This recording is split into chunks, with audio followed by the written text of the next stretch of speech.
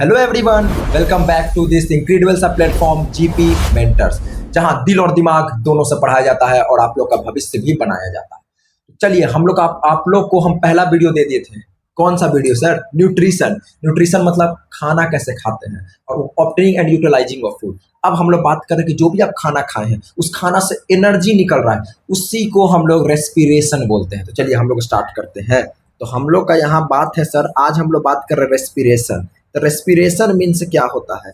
Respiration एक process है। Respiration एक प्रोसेस है, एक प्रक्रिया है जिसमें एनर्जी निकलता है खाना से। मतलब जो भी तुम खाना खाए हो वो खाना जाकर तुम्हारा शरीर में, वहाँ शरीर से वो खाना समझो उस पर ऑक्सीजन गया और जाकर वहाँ से वो रिएक्शन कर कर वहाँ से उस खाना से एनर्जी निकलता है। इसी को हम लोग क्या बोलते हैं? रेस्पिरेशन। तो रेस्पिरेशन मीन्स क्या होता है? देखो बहुत बच्चा इसमें डिफरेंस रहता है, उसको लगता है ना कि ब्रीदिंग और रेस्पिरेशन सेम है, लेकिन नहीं। ब्रीदिंग मतलब होता है सिर्फ ऑक्सीजन लेना, CO2 छोड़ना, मतलब taking of oxygen and release of CO2, that is called breathing. Breathing बोलते हैं। और रेस्पिरेशन मतलब क्या होता है? वैसा ब्रीदिंग, ध्यान से सुनना, वैसा ब्रीदिंग जिसमें एनर्जी निकलता है, उसी को हम लोग रेस्पिरेशन बोलते हैं। मतलब रेस्पिरेशन क्या होता है सर? वैसा प्रोसेस है जिसमें हम लोग एनर्जी रिलीज करते हैं, एनर्जी निकलता है खाना से, उसी को रेस्पिरेशन बोलते हैं। यहाँ तक बात क्लियर है? यहाँ पर मेनली दो डिफरेंस समझो, एक ब्रीदिंग हो गया, एक रेस्पिरेशन हो गया। हम तुमको पहले ही बता दिए कि ब्रीदिंग मतलब सिर्फ होता है एक फिजिकल है, जिसमें गैस अंदर जा रहा है, गैस बाहर आ रहा है, मतलब ऑक्सीजन अंदर, CO2 बाहर। मतलब ये एक सिर्फ फिजिकल प्रोसेस है। अब ब्रीदिंग क्या हो रहा है कि केमिकल प्रोसेस है, क्योंकि वहां से एनर्जी निकल रहा है। जब एनर्जी निकलता है मतलब एक्सोथर्मिक रिएक्शन है, मतलब रिएक्शन आ गया, मतलब केमिकल प्रोसेस है। तो रेस्पिरेशन क्या हो गया? एक केमिकल प्रोसेस है। ब्रीदिंग मतलब क्या होता है? सिर्फ इनहेलिंग और एक्सहेलिंग द एयर, एयर का अंदर जाना, एयर का बाहर निकलना, इसी को हम लोग ब्रीदिंग बोलते हैं। और रेस्पिरेशन एक प्रोसेस है जिसमें खाना टूटता है, ब्रेक डाउन होता है और एनर्जी निकलता है। इसमें ब्रीदिंग मतलब सिर्फ गैस अंदर बाहर जा रहा है, गैस अंदर और बाहर ब्रीदिंग, तो इसका मतलब कोई एनर्जी इसमें रिक्वायरमेंट नहीं होता, बस आराम से, कोई एनर्जी नहीं चाहिए, आराम से सांस ले रहे हैं, ब्रीदिंग। और रेस्पिरेशन में क्या होता है? बायो में कभी भी अगर एनर्जी का बात आया तो एनर्जी का बात का मतलब होता है, तुम समझ जाना कि वो एटीपी के फॉर्म में है। किसके फॉर्म में है सर? एटीपी के फॉर्म में है, एटीपी के फॉर्म में। अगर एनर्जी का बात आ गया बायो में तो वो हमेशा एटीपी के फॉर्म में रहता है। और एटीपी का फुल फॉर्म हम लोग क्या बोलते हैं? Adenosine triphosphate. लिख देते हैं, क्या होता है?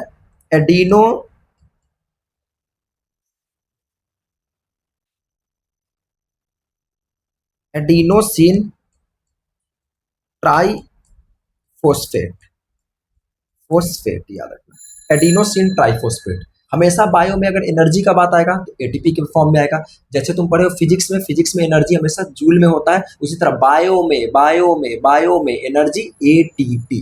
ठीक है, चलो अब आगे बढ़ते हैं। यहाँ तक बिल्कुल क्लियर है सर? यहाँ तक तो हम बिल्कुल समझ गए सर। एक बार देख लीजिए, यहाँ तक आप बिल्कुल समझ गए होंगे। रेस्पिरेशन एक बार मैं आपको समराइज कर देता हूँ। रेस्पिरेशन मीन्स जो भी आप खाना खाएं, जो भी खाना खाए हैं वो खाना आपके शरीर में जाकर वहां से टूट कर एनर्जी निकल रहा है, energy. Respiration is a process of releasing energy, energy निकलना, it is known as respiration, respiration बोलते हैं। फिर ब्रीदिंग और रेस्पिरेशन, सब बच्चा को लगता है दोनों सेम है, पर दोनों में आकाश जमीन का अंतर है। ब्रीदिंग फिजिकल प्रोसेस है, याद रखना, फिजिकल प्रोसेस है। रेस्पिरेशन केमिकल प्रोसेस है, केमिकल। ब्रीदिंग का मतलब सांस सिर्फ तुम ले रहे हो, छोड़ रहे हो, इसमें एनर्जी का नीड नहीं है। रेस्पिरेशन में डायरेक्ट लिखा हुआ है एनर्जी का नीड है, एनर्जी का नीड है। अगर ब्रीदिंग में बात करें सर तो एनर्जी का नीड नहीं है, मतलब समझिए सिंपली लंग्स में होता है, लंग्स में हम लोग सांस लेते हैं। रेस्पिरेशन में एनर्जी का नीड है और बायो में एनर्जी हमेशा एटीपी के फॉर्म में, एडिनोसिन ट्राइफॉस्फेट, और ये सेल में होता है, ये बहुत बड़ा खासियत है। रेस्पिरेशन सेल में, ब्रीदिंग लंग्स में। अब हम लोग आगे बढ़े तो आगे हम लोग को देखना है सर, अगर आगे हम लोग बात करें तो ये एनसीईआरटी का समझिए एक, समझिए इसको क्या बोलते हैं, एनसीईआरटी का समझिए एक पूरा ये डायग्राम है। ये डायग्राम से दम हर बार बोर्ड में सवाल आता है, इसको हम इंपॉर्टेंट कर देते हैं। आप जो भी खाना खाएं, खाना सर ग्लूकोज है, हाँ खाना तो ग्लूकोज है, आपने ग्लूकोज खाया, आपने खाना खाया, आपने ग्लूकोज खाया। ग्लूकोज का मतलब क्या होता है सर? ग्लूकोज का मतलब होता है सर, उसमें इसका फॉर्मूला सर C6H12O6, मतलब उसमें 6 कार्बन है। कितना कार्बन है? 6 कार्बन है, ठीक है। वो 6 कार्बन आपका गया सेल में, क्योंकि रेस्पिरेशन हो रहा है, रेस्पिरेशन सेल में होता है। लंग्स में तो ब्रीदिंग होता है, रेस्पिरेशन सेल में होता है। तो आपने जो भी खाना खाया वो सेल में गया, और सेल में कहाँ गया सर? सेल में जाता है सर साइटोप्लाज्म में। किस में जाता है? साइटोप्लाज्म में, ठीक है ना। सेल में साइटोप्लाज्म में गया, ठीक है। साइटोप्लाज्म में जैसे गया, देखो समझो, मैंने खाना खाया, 6 कार्बन था, साइटोप्लाज्म में गया, अब वो वहां 3 कार्बन में हो गया।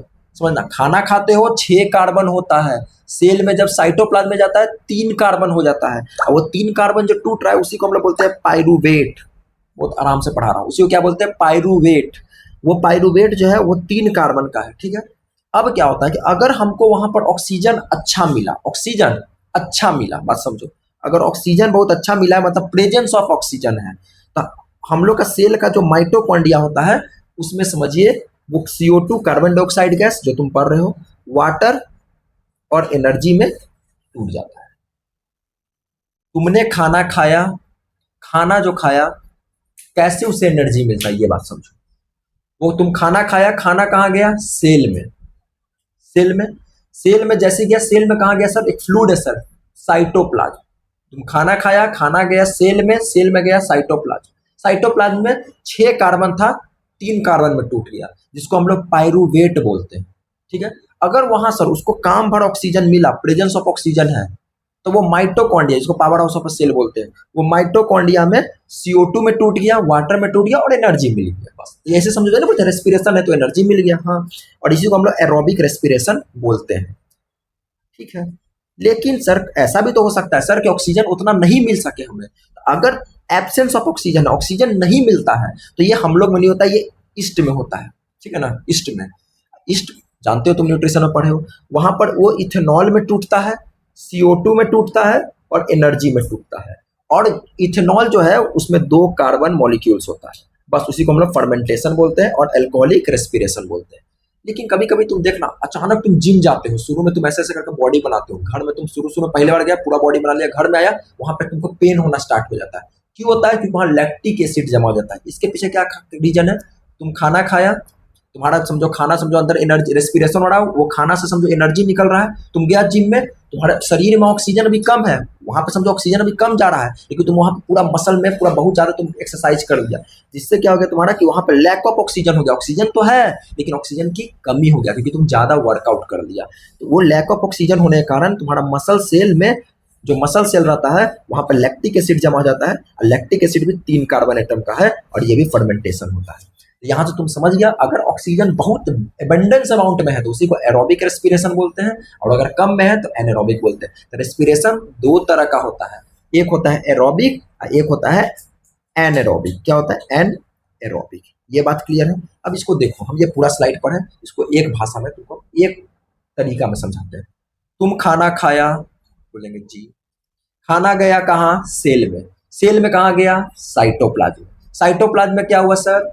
खाना टूटा। खाना क्या होता है? ग्लूकोज। ग्लूकोज मतलब 6 कार्बन, 6 कार्बन से 3 कार्बन, 3 कार्बन मतलब पाइरूवेट।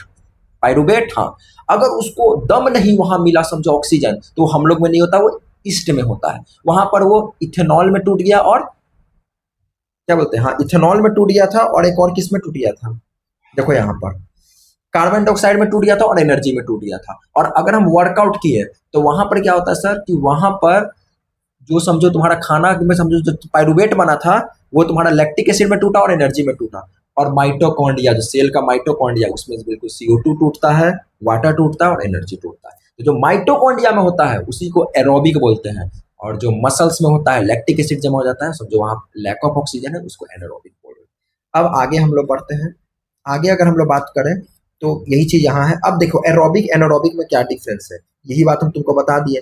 एरोबिक होता है जिसको ऑक्सीजन का नीड है, जो चीज ऑक्सीजन चाह रहा है उसको एरोबिक बोल रहे हैं। एनारोबिक है जिसको ऑक्सीजन का नीड नहीं है, ऑक्सीजन का रिक्वायरमेंट नहीं है।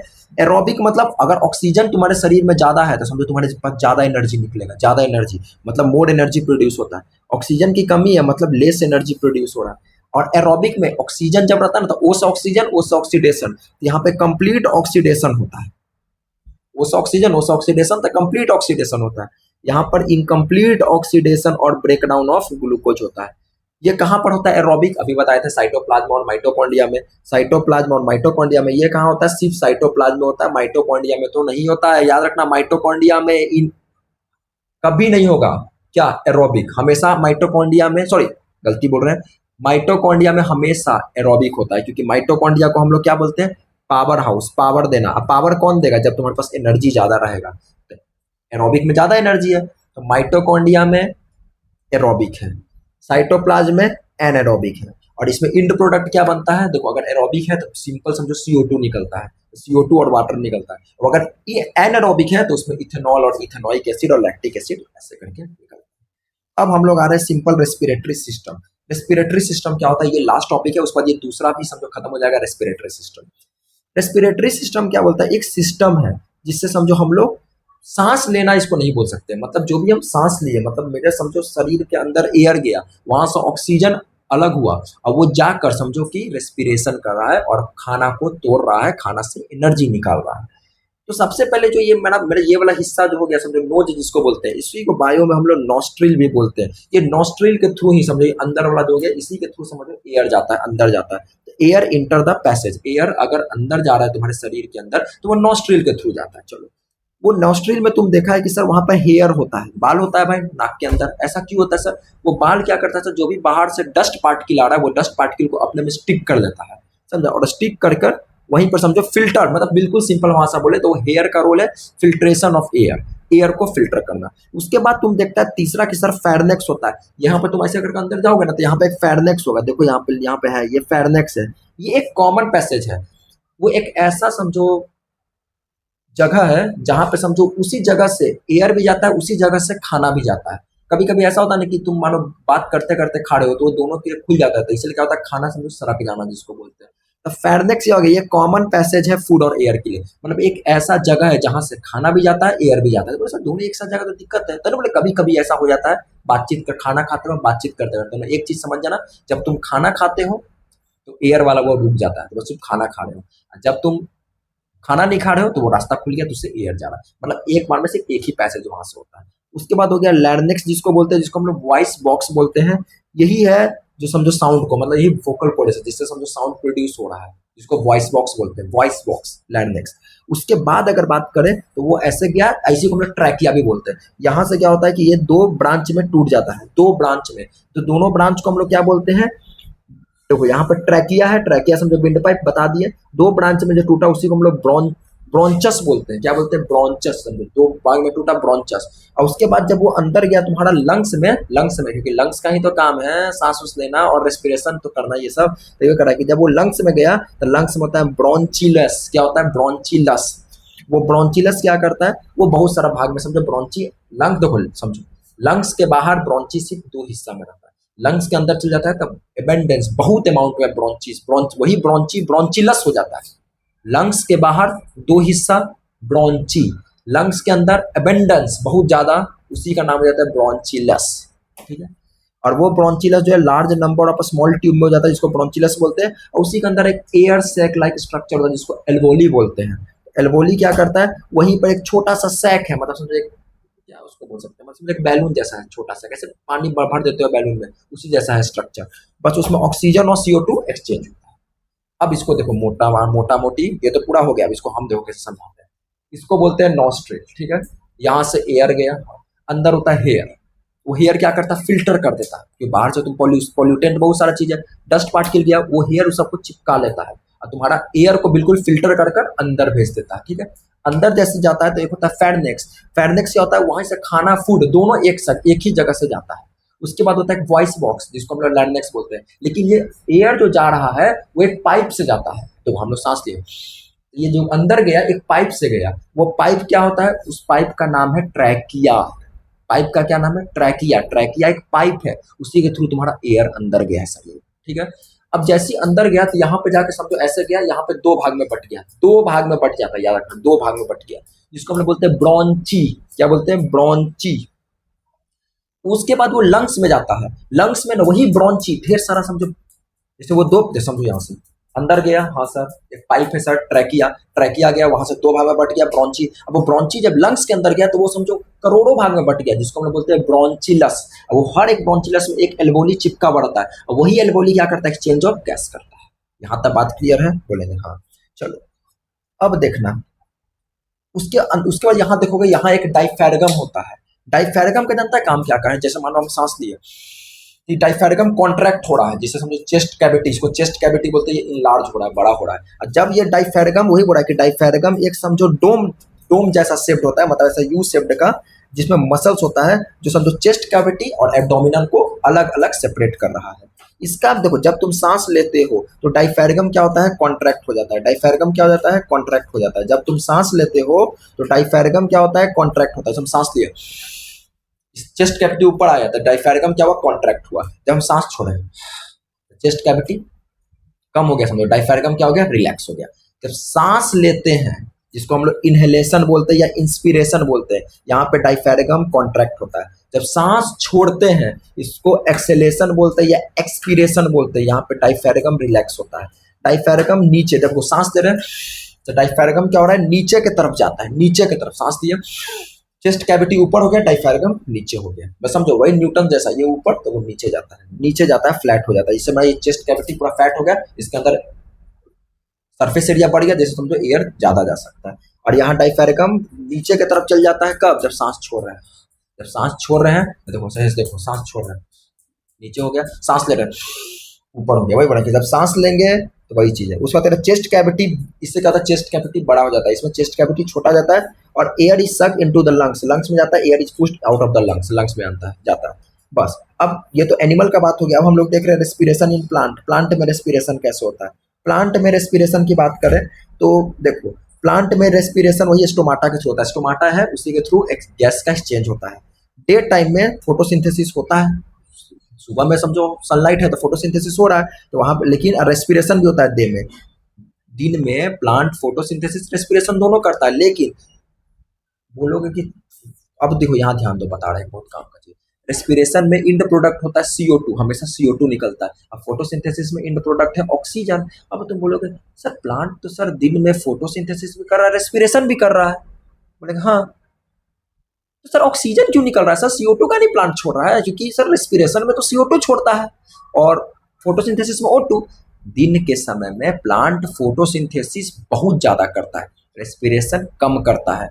और कम अगर रेस्पिरेशन है तो CO2 कम निकल रहा है और ऑक्सीजन ज्यादा निकल रहा है। जो भी प्लांट CO2 छोड़ता है वो खुद ले लेता है फोटोसिंथेसिस के लिए, याद रखना। लेकिन जैसी रात होता है तो रात में क्या होता है, नाइट टाइम में, कि फोटोसिंथेसिस तो रुक गया क्योंकि सनलाइट तो है नहीं रात में, और रेस्पिरेशन हो रहा है, और वही CO2 बहुत ज्यादा होता है। तो वहां पे इससे तुमको पता चल गया कि डे के टाइम में, दिन के टाइम में प्लांट नेट प्रोडक्ट उसका ऑक्सीजन ज्यादा निकलता है, CO2 जो निकलता है वो कम निकलता है, वो खुद ले लेता है। और रात के समय में प्लांट O2 नहीं निकालता है, तो वो CO2 सिर्फ निकाल रहा है। इसलिए तुम रात के समय में अगर पीपल के पेड़, बरगद के पेड़ पास तुम सोते हो तो बोलते हैं ना कि थोड़ा सा प्रॉब्लम लगता है, वो सब आदमी अंधविश्वास बना के रखवा, लेकिन वो प्रॉब्लम है। बोले क्या प्रॉब्लम है? वही तो यहाँ पे रीजन हम तुमको बता दिए।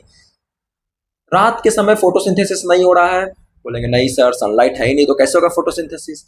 तो क्या ऑक्सीजन प्लांट छोड़ रहा है? तो बोलेंगे नहीं सर नहीं छोड़ रहा है, लेकिन प्लांट तो रेस्पिरेशन तो कर रहा है। तो बोलेंगे हाँ सर रेस्पिरेशन तो करता है प्लांट, हाँ। तो रेस्पिरेशन का इंड प्रोडक्ट क्या होता है? तो CO2। तो रात को क्या प्लांट छोड़ रहा है? CO2।